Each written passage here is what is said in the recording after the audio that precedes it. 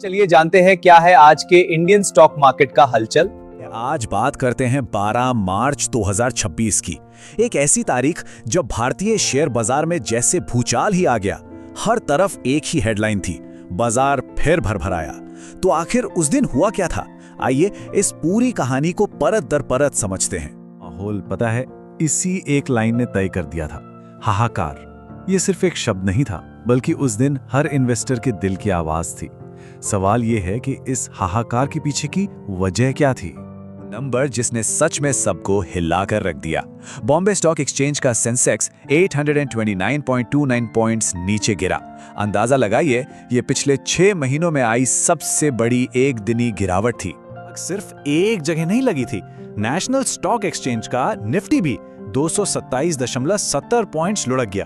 मतलब सीधा सा था कि बाजार में हर तरफ बेचने वाले थे और खरीदने वाला कोई नहीं था।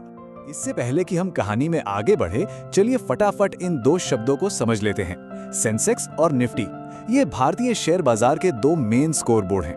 ये देश की सबसे बड़ी कंपनियों के प्रदर्शन को ट्रैक करते हैं। इन्हें आप भारतीय अर्थव्यवस्था की धड़कन भी कह सकते हैं। हाँ, बाजार में हाहाकार था, लेकिन ये दिन के कारोबार में आखिर दिख कैसा रहा था, चलिए देखते हैं। स्लाइड में जो बात सच में गौर करने वाली है वो ये है कि बाजार में ना हर तरफ सिर्फ लाल ही लाल था। चाहे वो बैंकिंग हो, गाड़ियां बनाने वाली कंपनियां हो या फिर रोजमर्रा का सामान बनाने वाली कंपनियां, कोई भी इस गिरावट से बच नहीं पाया। 1 से 2.5% तक की गिरावट तो बहुत आम थी। सबसे बड़े सवाल पर जो सबके मन में था, आखिर हुआ क्या था? क्या यह सिर्फ एक बुरी खबर थी या इसके पीछे कुछ और भी था? चलिए इस गिरावट की असली वजह को खोद कर निकालते हैं। सवाल यही है, एकदम से ऐसा क्या हो गया कि इन्वेस्टर्स में इतनी घबराहट फैल गई? इस बड़ी गिरावट के पीछे का असली ट्रिगर आखिर था क्या? और इसमें भारत से हजारों मील दूर मिलता है अमेरिका और ईरान के बीच बढ़ता हुआ टेंशन और उसका सीधा असर, यानी कच्चे तेल की आसमान छूती कीमतें। बस इसी कॉम्बिनेशन ने बाजार का पूरा खेल बिगाड़ दिया, जिसने इन्वेस्टर्स को सबसे ज्यादा डराया। ब्रेंट क्रूड ऑयल की कीमतें $100 प्रति बैरल के पार चली गईं। अब ये भारत के लिए इतनी बड़ी चिंता क्यों है? अरे क्योंकि भारत अपनी जरूरत का 80% से ज्यादा तेल बाहर से ही तो खरीदता है। तो जब तेल इतना महंगा होगा तो जाहिर है महंगाई बढ़ने का डर बाजारों पर हावी हो जाएगा। डर की आग में घी डालने का काम किया ईरान के इस चेतावनी ने।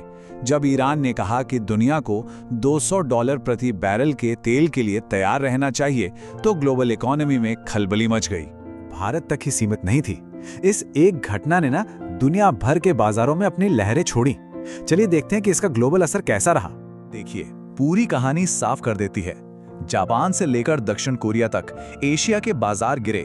अमेरिका का वॉल स्ट्रीट भी नहीं बच पाया।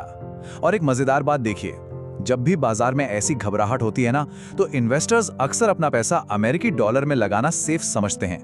और यही वजह थी कि डॉलर मजबूत हो गया। अब वापस भारत के बाजार पर आते हैं और देखते हैं कि पूरे दिन सेंसेक्स का सफर कैसा रहा। यकीन मानिए, ये किसी रोलर कोस्टर राइड से कम। दिन की शुरुआत ही एकदम कमजोर रही। सुबह 9:15 बजे सेंसेक्स लगभग 500 अंक नीचे खुला, लेकिन सिर्फ 8 मिनट के अंदर 9:23 पर बाजार 1000 से ज्यादा अंक टूट गया।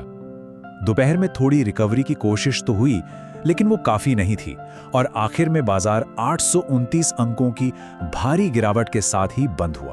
इनकी उथल-पुथल से सबसे बड़ा सबक क्या मिलता है? इस पूरे कहानी का निचोड़ क्या है? जरूरी बात यही है, आज की इस कनेक्टेड दुनिया में हजारों किलोमीटर दूर होने वाली एक जियोपॉलिटिकल घटना का सीधा असर हमारी जेब पर पड़ सकता है। मतलब बाजार की दुनिया में कोई भी अकेला नहीं है। को इसी सवाल के साथ छोड़े जाते हैं। अगली बार जब कोई बड़ी इंटरनेशनल खबर आए तो यह सोचना जरूरी है कि उसका हमारी निवेश की दुनिया पर क्या असर पड़ सकता है, क्योंकि जैसा हमने आज देखा, दुनिया वाकई में बहुत छोटी है।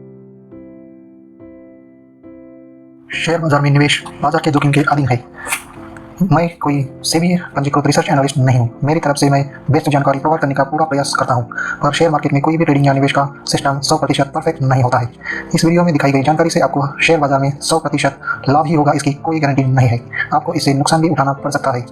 इस वीडियो में दिखाई गई जानकारी को सिर्फ एजुकेशनल पर्पज के लिए समझा जाए तथा इसमें बताई गई जानकारी का उपयोग स्वविवेक से करें।